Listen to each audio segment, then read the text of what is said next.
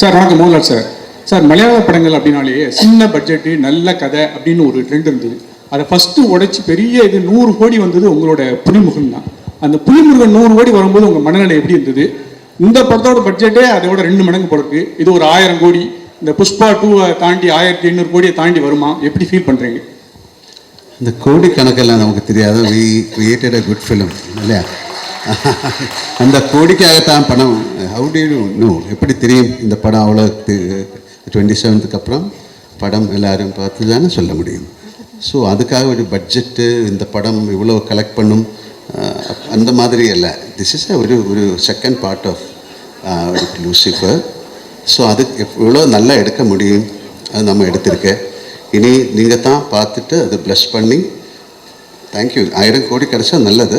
உங்கள் நாக்கு பொண்ணாக இருக்கட்டும். சார் இந்த கேள்வி, டப்பிங் வெர்ஷன் வந்து ஆர்பி பாலா நல்லா பண்ணுறாருன்னு நீங்கள் சொல்லிட்டு இருக்கீங்க. அவரோட டைரக்ஷனில் நீங்கள் நேரடி படம் பண்ணுறதுக்கு ஐடியா இருக்கா?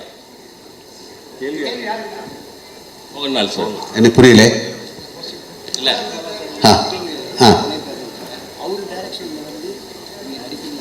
அவர் கூப்பிடல, நான் என்ன பண்ணோம்? அவரு Prithviraj sir, this is for you. கூப்பிட்டாச்சா?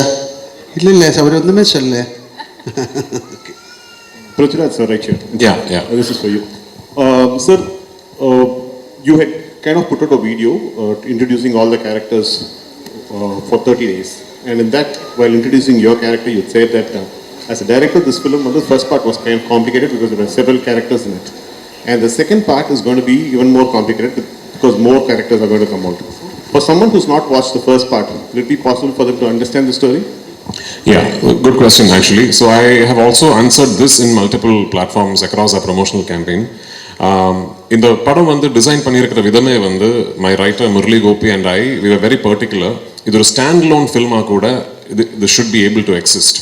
அதே குவாலிட்டி இதோட இந்த ஃப்ரான்ச்சைஸோட தேர்ட் பார்ட்டும் அப்படி தான் பண்ணணும்னு தான் ஆசையாக இருக்குது. So for the question that you ask me, ஆமாம், ஃபர்ஸ்ட் பார்ட் பார்க்கலனா கூட you will completely understand the plot, story, narrative, everything of second part.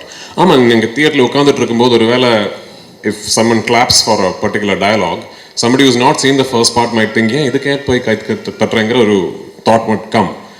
Like little recall, throwbacks அப்படியெல்லாம் இருக்கிறது மேலே it's a completely standalone film. But having said that, இதுக்கு வந்து நான் first part முடியும் போது ஒரு செகண்ட் பார்ட் இல்லைனா கூட the story is complete-ங்கிற மாதிரி ஒரு ஆர்க்கில் தான் போய் முடிச்சிருக்கோம் அந்த படம். செகண்ட் பார்ட்டை பொறுத்த வரைக்கும் I have taken a chance as a filmmaker. ஏன்னா செகண்ட் பார்ட் முடியும் போது இப்போ தேர்ட் பார்ட் பார்த்தா தான் அந்த ஸ்டோரி ஃபுல் ஆகுங்கிற ஒரு பாயிண்டில் தான் இந்த படம் முடிய போகுது. That's the only difference. என்னை பொறுத்த வரைக்கும் what I'm hoping for is that second part பார்த்து ஃபர்ஸ்ட் பார்ட் பார்க்காத ஆளுங்க வந்து இந்த படம் பார்த்துட்டு அந்த படம் பார்க்கணுமே நினச்சி they should go and revisit that film-ங்கிறது தான் என்னோட ஆசை. I hope that happens. Prithvi sir, here. Sorry, Rajesh. டியூரேஷனா நான் எடுத்த படம் 2 hours and 49 minutes சார். நம்ம படத்தில் ஒரு ட்ரெடிஷன் இருக்குது, 20 minutes தேங்க்ஸ் கார்டெல்லாம் போடுவாங்கல்ல, அதான் அந்த. ஸோ 3 hours வரும் ஆக்சுவலி. பிருத்திவி சார் பிருத்திவி சார், இது வந்து கேரளா பாலிடிக்ஸ் பற்றி மட்டுமா இருக்குமா இல்லை தமிழ் ஆடியன்ஸும் கனெக்ட் பண்ணிக்கிற மாதிரி இருக்கும்? இந்த படம் பொலிட்டிக்ஸை பற்றிக்கே கிடையாதுமா, அது ஒரு டயலாக் அது. ஆமாம். So even for first part நீங்கள் அந்த படத்தை வந்து கொஞ்சம் அனாலிட்டிக்கலாக பார்த்தீங்கன்னா சொல்கிற கதைக்கு ஒரு பேக் ட்ராப் டிவைஸாக பொலிட்டிக்ஸை யூஸ் பண்ணியிருக்கோம், அவ்வளோதான். It's not a film about politics. It's not a film that is a story that is existing within politics. ஆமாம், பேக் ட்ராப் பொலிட்டிக்ஸாக இருக்கும். ஆமாம், இப்போ நான் இது கேரளாவில் இருந்து வர படங்கிறதுனால backdrop is Kerala politics. But அதில் சொல்லக்கூடிய கதை வந்து எந்த நாட்டிலையும் எந்த பொலிட்டிக்கல் சினாரியோலையும் இனிமேல் பொலிட்டிக்ஸ் இல்லாமல் இன்னொரு சினாரியோலையும் கூட உங்களுக்கு அந்த கதை இமேஜின் பண்ணிடலாம். So it's is that way quite neutral in its existence, I would like to believe. Prithvi sir விட ராஜேஷ். எஸ் ட்ரைலர் வளர இஷ்டப்பட்டு ஆல் தி பெஸ்ட். தேங்க்யூ. இந்த ചോദ്യം ஒரு நிமிஷம். ஆக்சுவலாக நீங்கள் வந்து ட்ரெய்லரில் வந்து ஒரு விஷயம் இது பண்ணியிருந்தீங்க, அந்த ரஜினியோட பாலிடிக்ஸ் விஷயத்தை பற்றி. அது நீங்கள் இன்டர்வியூ சொல்லியிருந்தீங்க. ஸோ நீங்கள் ரஜினி சார் ரஜினி சார் இல்லை, அந்த 1990 நடந்த போயஸ் கார்டன் நடந்த ஒரு இன்சிடென்ட் நீங்கள் ஹைலைட் பண்ணியிருந்தீங்க இல்லையா? ஸோ அது வந்து நீங்கள் ரஜினி சார் மீட் பண்ணும்போது ரஜினி சார் அதை பற்றி சொல்லியிருந்தாரா இல்லை சௌந்தர்யா ஏதாவது சொல்லியிருந்தாங்களா? இல்லை, நான் சார் கிட்ட சொல்லலை. ஐ மீன் ஐ டோன்ட், எனக்கு தெரியல, அது உண்மையாக கூட எனக்கு தெரியல, எங்கேயோ படிச்சது.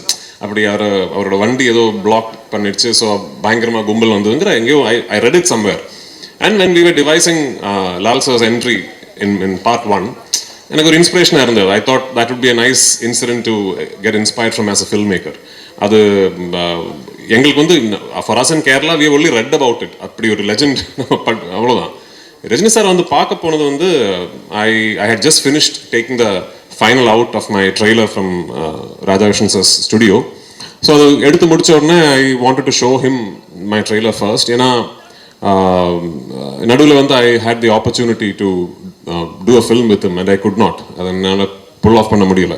So I called Soundarya and I asked her if I can come and show him. And he was very gracious. அவர் வீட்டில் வந்து இன்வைட் பண்ணி and he saw the trailer multiple times and நிறைய வார்த்தைகள் பேசினேன் and I'll never forget it. Sir Prithvi sir இங்கே sir sir இப்போ yes sir இது yes sir so first of all congrats and all the best for big hit. Thank you so much. Sir இப்போ வந்து ஆக்சுவலாக Lal sir மஞ்சு ma'am எல்லாமே Tamil ஆக்ட்ரஸ்ன்றதுனால question கொஞ்சம் வேறு மாதிரி கேட்குறேன்.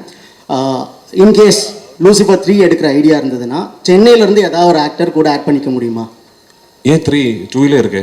அப்படியா? ஆமாம். ஓகே.